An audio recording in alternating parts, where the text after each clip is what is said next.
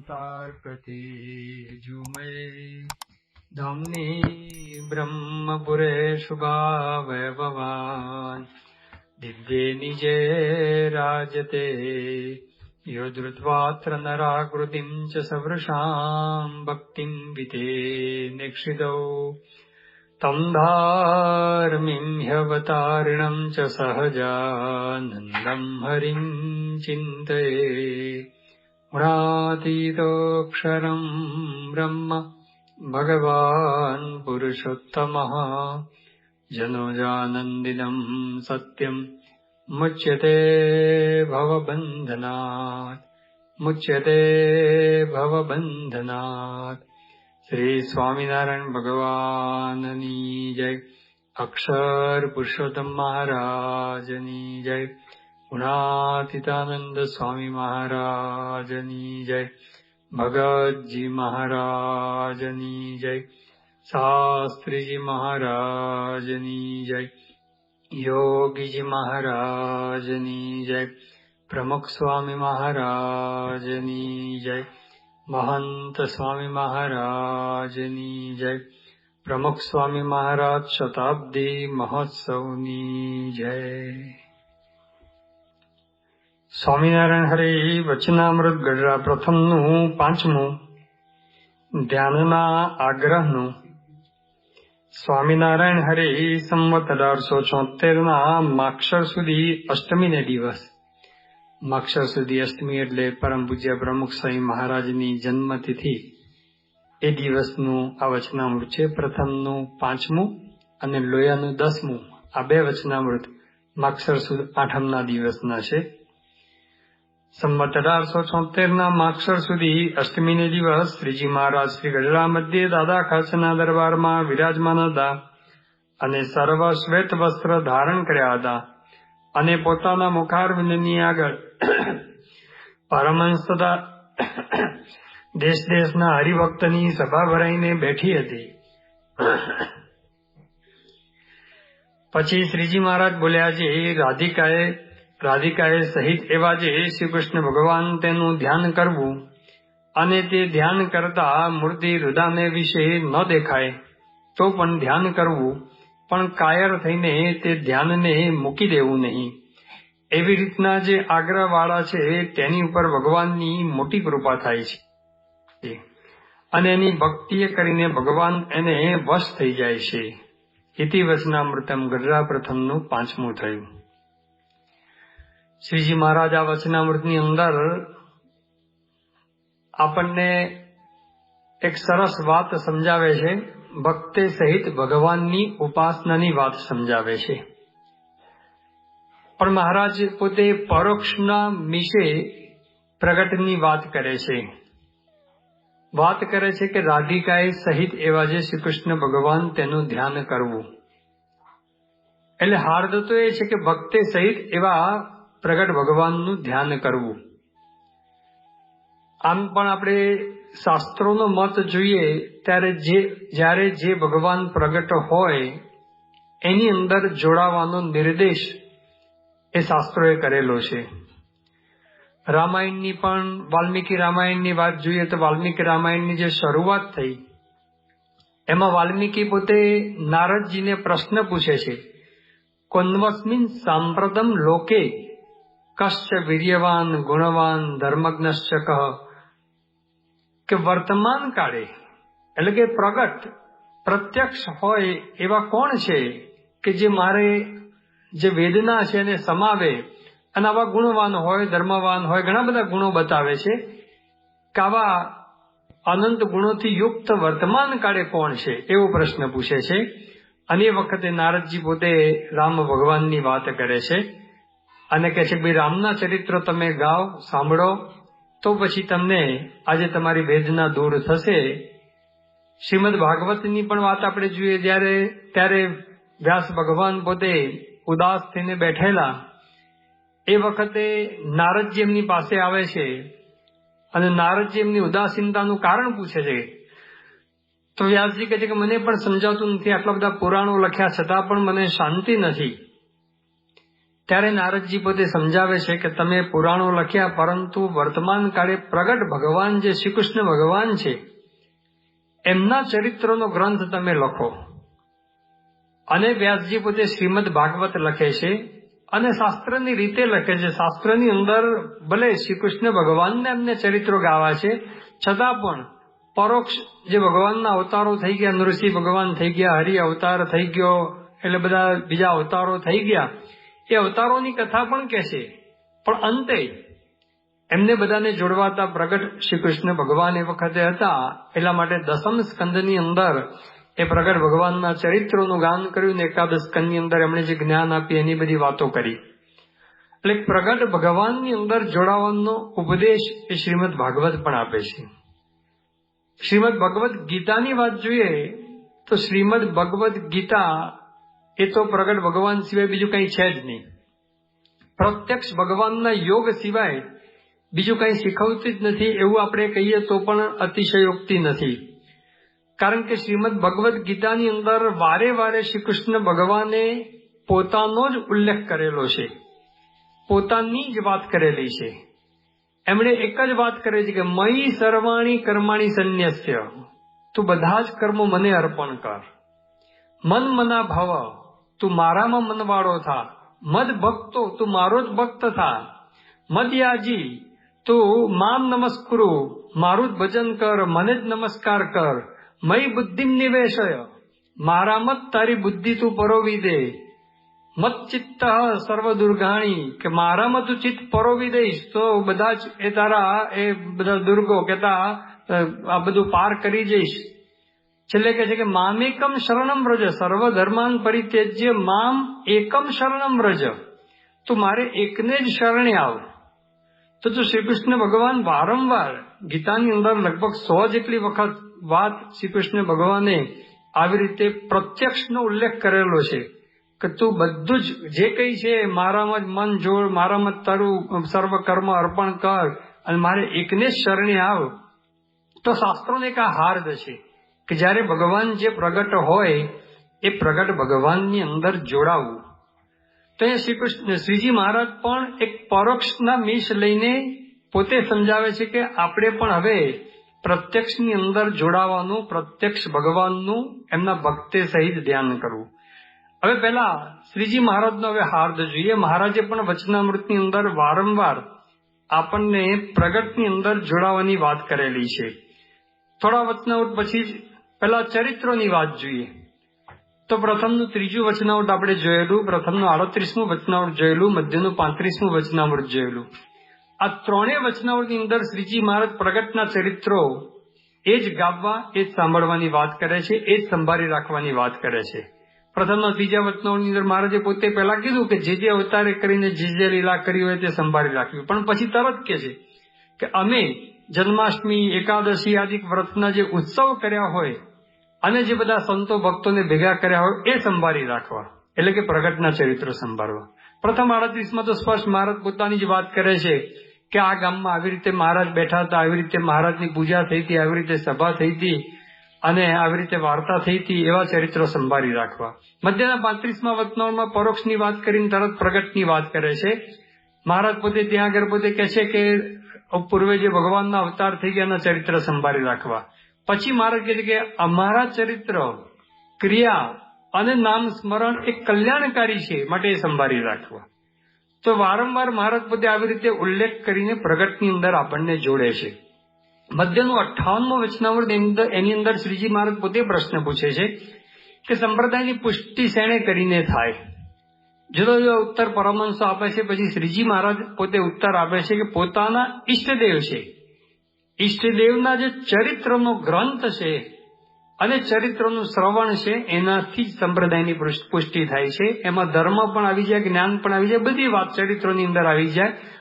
પછી મહારાજ પોતે કહે છે કે રામચંદ્રના ઉપાસક હોય એને વાલ્મીકી રામાયણ ને તુલસી રામાયણ એને કરીને પુષ્ટિ થાય. શ્રી કૃષ્ણ ભગવાનના ઉપાસક હોય એને શ્રીમદ ભાગવતના 10મ સ્કંદે કરીને એની પુષ્ટિ થાય. પછી મહારાજ આ વાત કરીને પોતે કહે છે કે મુક્તાન સ્વામીને આજ્ઞા કરે છે કે એવી રીતે તમે પણ તમારા ઈષ્ટદેવના ચરિત્રનો ગ્રંથ એ જીવન પર્યંત લખજો, એ તમને આજ્ઞા છે. તો શ્રીજી મહારાજ આજ્ઞા કરે છે એનો અર્થ શું થયો કે મહારાજ કહે છે કે તમે પ્રગટના ચરિત્રો, એ પ્રગટના ચરિત્રોનો ગ્રંથ લખો, એટલે કે પ્રગટની અંદર જોડાવાનો આદેશ શ્રીજી મહારાજે પોતે આપ્યો. તો ચરિત્રની વાત કરી, માનસી પૂજાની પણ અંત્યના 23મા વચનામાં વાત કરી, ત્યારે પ્રગટની જ માનસી કરવાની વાત કરી. એ આપણને શ્રીજી મહારાજે ચોમાસાની અંદર મહારાજે પોતે કેવી રીતે માનસી કરવી એની વાત કરી, એના ઉપરથી ખબર પડે. શ્રીજી મહારાજ કે ચોમાસામાં કેવી રીતે માનસી કરવી, તો મહારાજ કહે છે કે આવી રીતે ભગવાન એક ગામમાં ગયેલા અને ત્યાં વરસાદ પડ્યો ને ત્યાંથી પલળતા પલળતા બીજા ગામની અંદર આવ્યા, એટલે કે હાલતા ચાલતા ભગવાન છે ને એની સ્મૃતિ કરવી, એની માનસી કરવી. તો હાલતા ચાલતા ભગવાન એટલે કે પ્રગટ ભગવાનની માનસી કરવી. તો આવી રીતે મહારાજ ચરિત્ર સંભાળી રાખવામાં, પછી ચરિત્ર ગાવામાં, માનસી કરવાની અંદર પ્રગટનો ઉલ્લેખ કરે છે. એ સિવાય પણ વારંવાર શ્રીજી મહારાજ પ્રગટની નિષ્ઠા દ્રઢ કરવાની વાત કરે છે.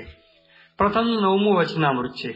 પ્રથમના 9મા વચનાની અંદર શ્રીજી મહારાજ પોતે કહે છે, મહારાજ કહે છે કે જેને ભગવાનને વિશે અનન્ય નિષ્ઠા હોય તેને પ્રત્યક્ષ ભગવાન વિના બીજું કાંઈ ઈચ્છવું નહીં. પ્રત્યક્ષ ભગવાન વિના બીજું કાંઈ ઈચ્છવું નહીં. આખું વચનાવૃત જો કે એના ઉપર છે. મહારાજ કહે છે કે જેને પ્રત્યક્ષ ભગવાનને વિશે દ્રઢ નિષ્ઠા રાખે છે ને એને કરીને પોતાનું પરિપૂર્ણ કલ્યાણ માને છે, એને જ મહારાજે પોતે જ્ઞાની કહ્યું છે. પ્રથમનું 31મું વચનાવૃત છે. બહુ જ ઓછા વચનાવૃત આપણે જોઈશું, કારણ કે જો વચનાવૃતની સિરીઝ કરવા બેસીએ તો આ પ્રગટ ઉપર, પ્રત્યક્ષ ઉપર જ ઘણા બધા વચનામૃત છે, એનો પાર ના આવે. પ્રથમના 31મા વચનામૃતમાં શ્રીજી મહારાજ પોતે સરસ વાત કરે છે. મહારાજ પોતે કહે છે કે ભગવાનનો ને ભગવાનના ભક્તોનો અભાવ અવગુણ ના લેવો. એ વખતે યોગાનંદ સ્વામી કહે છે કે મહારાજ મોટા ભક્તો હોય ને એનો તો અવગુણ ના આવે, પણ નાના હોય એનો અવગુણ આવે. તો શ્રીજી મહારાજ કે તમે જેમ સમજો છો નાનપ મોટપ, એમ નાનપ મોટપ નથી. તો કઈ રીતે નાનપ મોટપ છે? મોટપ તો મહારાજ કે છે જેમ તમે સમજો છો તેમ નાનપ મોટપ નથી. મોટપ તો પ્રત્યક્ષ ભગવાનના નિશ્ચય કરીને તથા તે ભગવાનની આજ્ઞાને વિશે વર્તવે કરીને છે. એ બે વાના જેને ન હોય તે ગમે તેવો વ્યવહારે મોટો હોય તો પણ નાનો જ છે. મારે કે પ્રત્યક્ષ ભગવાનની નિષ્ઠા હોય ને એ ગમે તેવો નાનો હોય, એ હમણાં સત્સંગની અંદર આવ્યો હોય તો પણ એ મોટો છે. પણ ક્યારે? પ્રત્યક્ષ ભગવાનની નિષ્ઠા, એની ઉપર વાત કરી. અને પછી મહારાજ પોતે છેલ્લે કહે છે કે આજે તો કેવું છે સત્સંગની અંદર, આજ આપણા સત્સંગમાં સર્વે હરિભક્તને વિશે એવી નિષ્ઠા છે. કેમ જે આજ જે સર્વે હરિભક્ત છે તે એમ સમજે છે અક્ષરાતીત એવા જે ભગવાન પુરુષોત્તમ તે અમને પ્રત્યક્ષ મળ્યા છે. અક્ષર થકી પર એવા જે પુરુષોત્તમ ભગવાન તે અમને પ્રત્યક્ષ મળ્યા છે, આવું બધા ભક્તો સમજે છે. એ પ્રત્યક્ષને વિશે નિષ્ઠા છે, માટે બધા ભક્તો મોટા છે. એટલે પ્રત્યક્ષ ઉપર શ્રીજી મહારાજ પોતે ભાર મૂકે છે. પછી મહારાજ પોતે અંત્યનું 31મું વચનામૃત છે. અંત્યના 31મા વચનામૃતની અંદર પણ મહારાજ પોતે આવી જ વાત આપણને સમજાવે છે.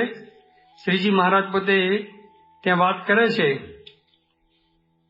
માટે ગુણાતીત એવું જે અક્ષરધામ તેની વિશે જે મૂર્તિ છે તે જ મૂર્તિ પ્રત્યક્ષ છે, એ બેમાં ફેર નથી. મહારાજ કે ગુણથી પર એવું જે ગુણાતીત એવું જે ભગવાનનું અક્ષરધામ છે, એ અક્ષરધામ તેને વિશે જે મૂર્તિ છે તે જ મૂર્તિ પ્રત્યક્ષ છે, એ બેમાં ફેર નથી. એટલે કે પ્રત્યક્ષ મૂર્તિ છે એની નિષ્ઠા એ દ્રઢ કરવાની વાત મહારાજ પોતે કરે છે.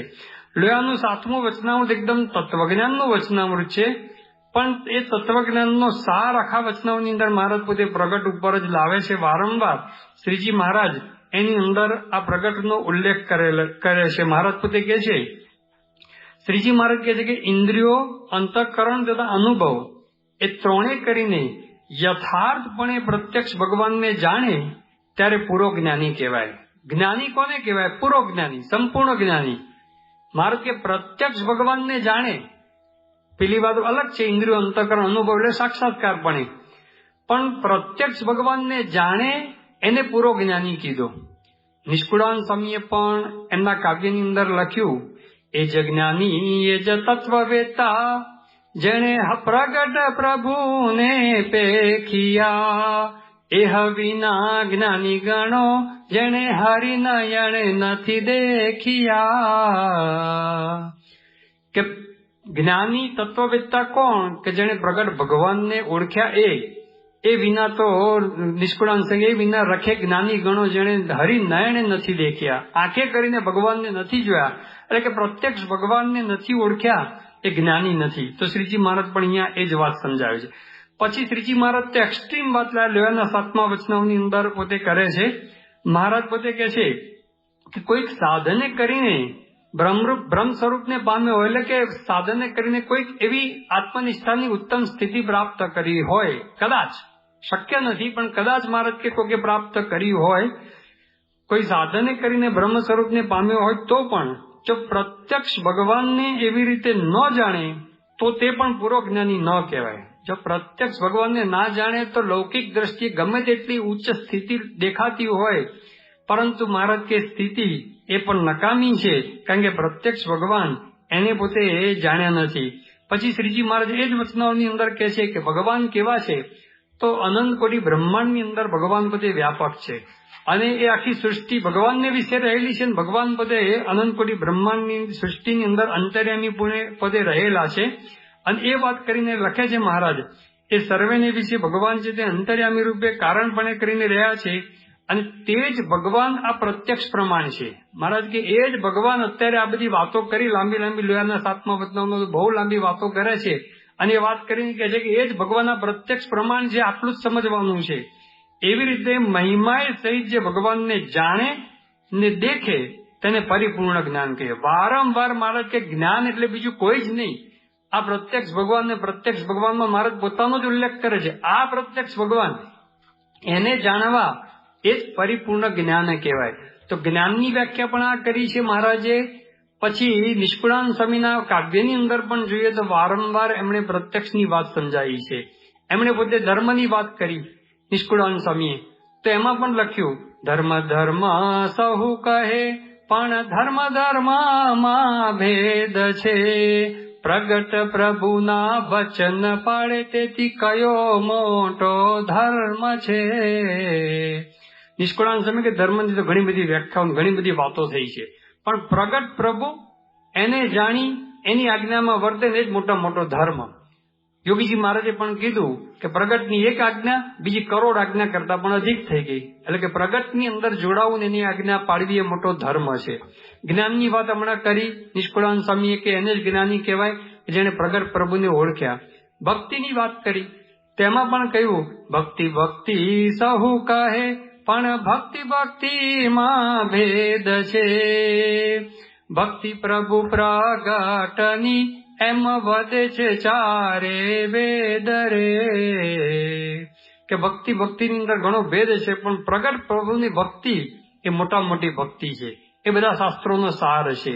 તો ધર્મ જ્ઞાન વૈરાગ્ય ભક્તિ ચરિત્ર સંભાળવા નિષ્ઠા કરવી જે કંઈ કરવું એ બધું જ એ શેમાં આવે છે? પ્રગટ ભગવાનની અંદર, પ્રત્યક્ષ ભગવાનની અંદર એ આવીને ઉભું રહેતું હોય છે.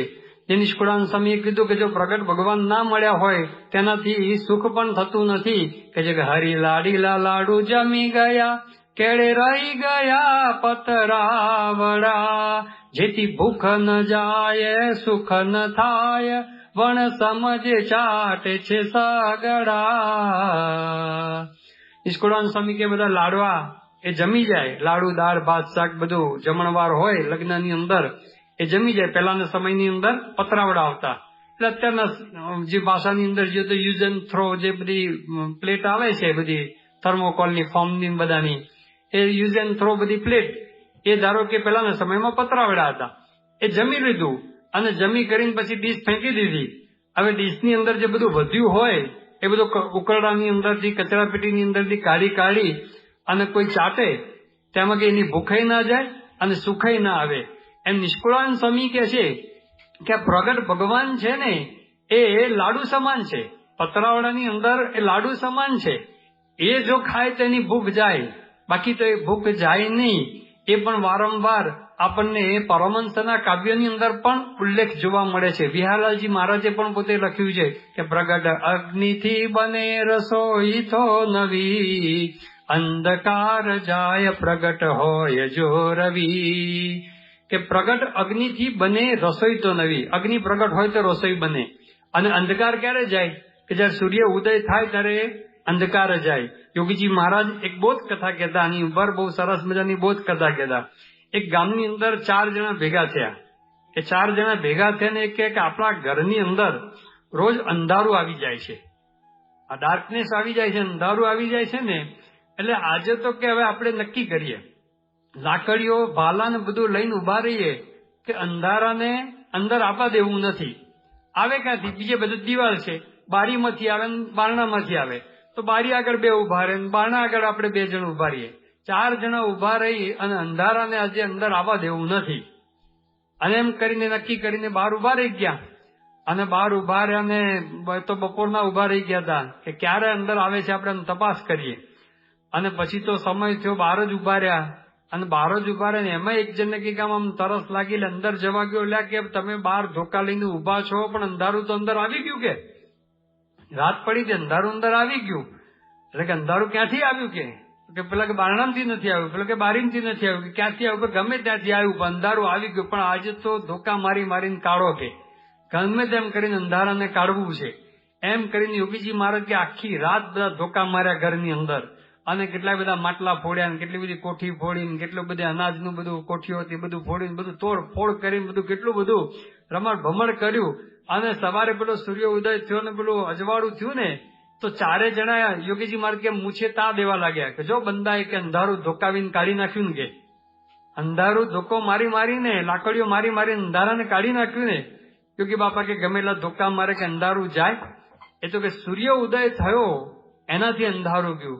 એમ આપણા અંતરની અંદર અંધારું આવી ગયું છે, અનંત જન્મોથી અંધારું છે. એ અંધારું દૂર કરવું છે, બીજા ગમે તેટલા ઉપાય કરીએ એ અંધારું દૂર ના થાય. યોગી બાપા કે એ તો પ્રગટ ભગવાન મળે, કે પ્રગટ સંત મળે ત્યારે જ એ અંધારું દૂર થતું હોય છે. એ સિવાય અંધારું દૂર થતું નથી. એટલે કે પ્રગટ ભગવાન મળવા જોઈએ. તો અહીંયા પણ શ્રીજી મહારાજ વચનાઓની અંદર વારંવાર આપણને આ પ્રગટનો ઉલ્લેખ કરે છે. પ્રેમાન સ્વામી, મુક્તાન સ્વામી, બધા સંતોના જે પદો જોઈએ તેની અંદર પણ આપણને આ જ જોવા મળે. એમણે પ્રગટની અંદર જ જોડાવાની વાત કરી છે. મુક્તાન સ્વામીએ પોતે પ્રભાતીના પદ લખ્યા, એની અંદર પણ આ વાત લખી. મુક્તાન સ્વામી કહે છે કે હે પ્રીત કર પ્રગટ પર બ્રહ્મ શું, પ્રગટ પર બ્રહ્મ શું, પરહર અવર પંપાળ પ્રાણી, પરોક્ષથી ભવતણો પાર આવે નહીં, વેદ વેદાંત કહે સત્યવાણી. હે પ્રીત કર પ્રગટ પર બ્રહ્મ શું, પરહર અવર પંપાળ પ્રાણી. કે પ્રગટની અંદર પ્રીતિ કર, પરોક્ષથી ભવતણો પાર આવે નહીં, કે પરોક્ષથી ભવતણો પાર નહીં આવે. પૂર્વે પણ જે ભવજળ પાર પામ્યા છે એ પ્રગટને ભજીને જ પામ્યા છે. પ્રગટને ભજી પાર પામ્યા ઘણા, ગીત ગણિકા કપે વૃંદ કોટી, વ્રજતણી નાર વ્યભિચાર ભાવે તરી, પ્રગટ ઉપાસના સૌથી મોટી. કે પૂર્વે પણ આ બધા ગીત કહેતા જટાયુ અને વ્રજતની નાર કહેતા આ બધી ગોપીઓ, એ બધા પણ વાનરો કહેતા આ બધા કપીઓ, એટલે રામાયણની અંદર પણ પ્રગટ ભગવાનને રામને ઓળખ્યા અને બધા ભવજળ પાર પામ્યા છે. એટલા માટે મુક્તાન સ્વામી કે હું પણ કહું છું કે તું પ્રગટને એ ભજી લે. વર્તમાન કાળે પ્રગટ એ સ્વામિનારાયણ ભગવાન છે, એની ભક્તિ કરી લે, એનું ધ્યાન કરી લે, એનું સ્મરણ કરી લે. એવી વાત મુક્તાન સ્વામીના કાવ્યોમાં તો, કીર્તનોમાં તો અવારનવાર એ જોવા મળે છે. હે ભજન કર ભાવ શું, પ્રગટ પર બ્રહ્મનું, પ્રગટ પર બ્રહ્મનું, રાખ હરિ રૂપમાં મન તારું. પ્રગટના ભજનથી પરમ સુખ પામીએ, પ્રગટના ભજનથી પરમ સુખ પામીએ, ઉર થકી નાશ પામે અંધારું. હે ભજન કર ભાવ શું, પ્રગટ પર બ્રહ્મનું, પ્રગટ પર બ્રહ્મનું, રાખ હરિ રૂપમાં મન તારું. એટલે પ્રગટના ભજનથી જ પરમ સુખ પામીએ, અને ઉર થકી નાશ પામે અંધારું, અંતરમાંથી અંધારું એ પણ પ્રગટના ભજનથી જ એ દૂર થતું હોય છે. તો આવી રીતે પરમહંસોએ કાવ્યો બનાવ્યા. હમ તો એક સહજાનંદ ગાવે, હમારે મન સ્વામિનારાયણ દુસરો ન ભાવે. તો આપણે આખો સ્વામિનારાયણ સંપ્રદાયનો ઇતિહાસ, શાસ્ત્રોની વાત જોઈએ તો શાસ્ત્રો પણ આપણને પ્રગટમાં જોડે છે, અને આપણો આખો સ્વામિનારાયણ સંપ્રદાયનો ઇતિહાસ જોઈએ તો પણ એ લોકો પ્રગટની અંદર જ જોડાયેલા છે. શ્રીજી મહારાજના વખતમાં શ્રીજી મહારાજના સંતો ભક્તો એમણે બીજા કોઈ પરોક્ષનું ધ્યાન કર્યું નથી. પ્રગટ શ્રીજી મહારાજ હતા, એ પ્રગટ શ્રીજી મહારાજનું જ ધ્યાન કર્યું છે. તો અહીંયા શ્રીજી મહારાજ એક ઉલ્લેખ દ્વારા રાધિકાએ સહિત એવા શ્રી કૃષ્ણ ભગવાનનું ધ્યાન કરવું, એ ઉલ્લેખ દ્વારા મહારાજ કહે છે કે તમારે પણ ભક્તે સહિત ભગવાન, એ પ્રગટ ભગવાનનું ધ્યાન કરવું. એટલે પ્રગટ ભગવાન એટલે શ્રીજી મહારાજ, એ વખતે શ્રીજી મહારાજ હતા એટલે શ્રીજી મહારાજનું ધ્યાન કરવું. હવે પ્રશ્ન આવીને ઉભા રહ્યો કે શ્રીજી મહારાજનું ધ્યાન કરવું, હવે મહારાજે તો રાધિકાએ સહિત એવા શ્રી કૃષ્ણ ભગવાનનું ધ્યાન કરવું, એટલે શ્રી કૃષ્ણ ભગવાનની જગ્યાએ આપણે સમજ્યા કે શ્રી કૃષ્ણ ભગવાન જયારે પ્રગટ હતા ત્યારે એમનું ધ્યાન ગોપીઓ વગેરે કર્યું. રામ ભગવાન પ્રગટ હતા ત્યારે એ વાનર બધાએ પોતે પ્રગટની ભક્તિ કરી. નિષ્કુળાનંદ સ્વામીએ પણ એનો ઉલ્લેખ કરેલો છે કે રામનું કામ કર્યું, કપીએ લાવી પથ્થર બાંધી પાજ, અવળ ઉપાય અળગા કરે રામજી રીઝવવા કાજ. એ જ ધ્યાન, એ જ ધારણા, એ જ જપ તપ ને તીરથ, એ જ અષ્ટાંગ યોગ સાધના જે આવ્યા પ્રગટને અરથ, કે પ્રગટ ભગવાનની અંદર જોડાયા અને એની આજ્ઞા પાડી, એમાં બધું ધ્યાન ધારણા બધું આવી ગયું. તો વર્તમાન કાળે જયારે શ્રીજી મહારાજ વાત કરે છે ત્યારે પ્રગટ ભગવાન એટલે શ્રીજી મહારાજ થયા. હવે એના ભક્ત સહિત ભગવાનનું ધ્યાન કરવું, મહારાજનો કહેવાનો હાર્દ એ છે. તો ભક્ત સહિત ભગવાનનું ધ્યાન કરવું એ પણ શ્રીજી મહારાજનો સિદ્ધાંત છે. આ વચનામૃતમાં તો શ્રીજી મહારાજે પોતે વાત કરી છે, પણ બીજા વચનામૃતની અંદર પણ મહારાજે આનો ઉલ્લેખ કરેલો છે કે ભક્તે સહિત ભગવાન, એની ઉપાસના કરવી, એનું ધ્યાન કરવું, એની નિષ્ઠા કરવી, એની સેવા કરવી, આ બધા જુદા જુદા શબ્દો દ્વારા ઉલ્લેખ કરેલો છે. શ્રી સ્વામિનારાયણ ભગવાનની જય.